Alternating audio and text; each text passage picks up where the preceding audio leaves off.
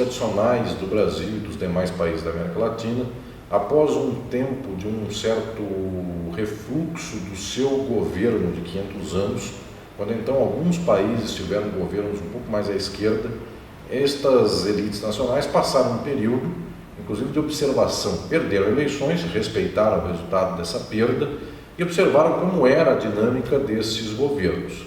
Só que se percebe que um governo um pouco mais favorável ao povo quase é indestrutível naquilo que é o encontro de interesses do povo com esse próprio governo. Portanto, a única forma de destruir esta estrutura das nações latino-americanas que estavam já na primeira década dos anos 2000 à esquerda, ou nos graus variáveis do que se possa chamar de esquerda, a única opção para isso seria fazer aquilo que é tradicional em sociedades ocidentais, quando elas têm uma vida eleitoral, quando elas têm um sistema de eleições de tantos em tantos anos, que é vir com o moralismo da direita.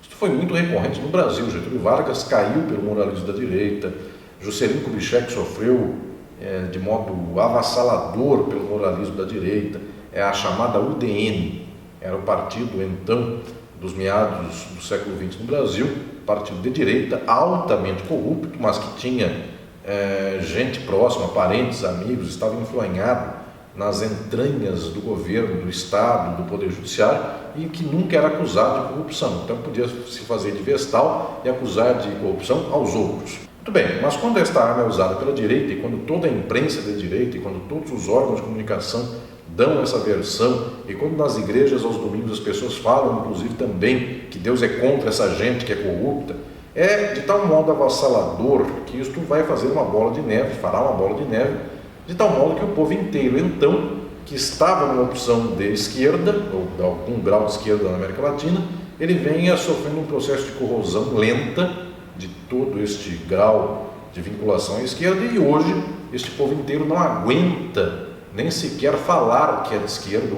Nesse quadro todo, nós tivemos de fato uma espécie de ação das burguesias nacionais do Brasil e da América Latina, que perderam eleições e passados 10 anos, 12, o número aí varia conforme o país, passado todo esse tempo, essas burguesias conseguiram se reaglutinar e colocar o povo sob suas rédeas novamente, suas rédeas ideológicas.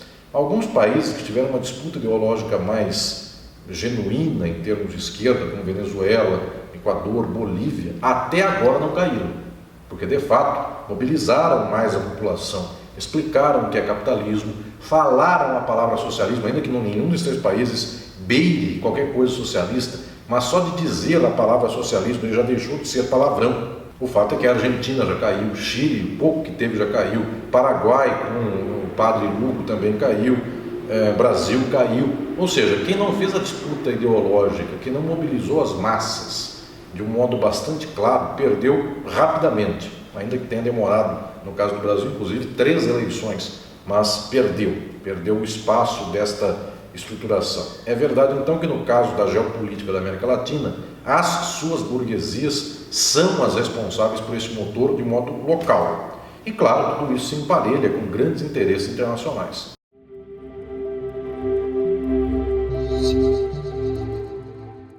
O Estado neoliberal e a estrutura social e econômica neoliberal são arranjos que revelam, inclusive, uma certa gestação de um outro padrão de sociabilidade dentro do capitalismo.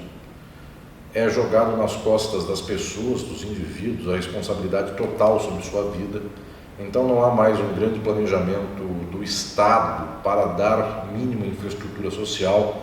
Nós não encontramos aqui, neste caso, previdência social, educação pública, saúde pública, as pessoas vivem, portanto, cada qual o seu destino, trabalham, tentam acumular, tentam não gastar para poder morrer pagando o seu remédio. Essa estrutura é neoliberal. Esse Estado se apregou como Estado mínimo. O peculiar é que esse Estado mínimo nunca chega no mínimo mesmo, porque ele é mínimo para dar saúde, educação, previdência.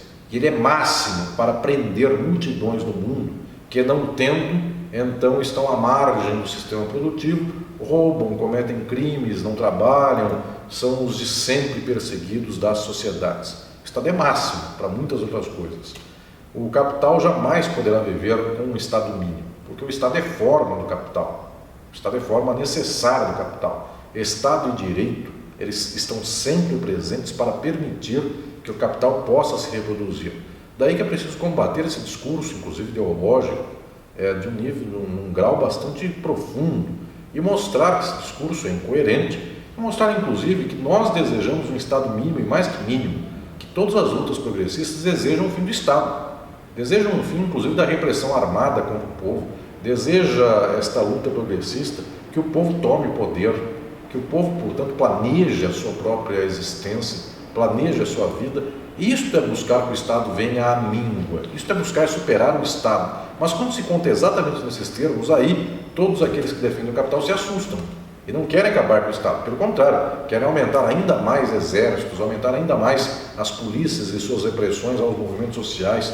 Portanto, é preciso aqui relembrar quais são os grandes sonhos e metas e quem é capaz de cumprir essas metas. Quem tem explorado o mundo faz 500 anos, a classe que explora o mundo faz 500 anos, não é ela que dará ao mundo condições de ser melhor. Vem dos explorados do mundo a única possibilidade de que este mundo um dia possa ser diferente e possa ser melhor.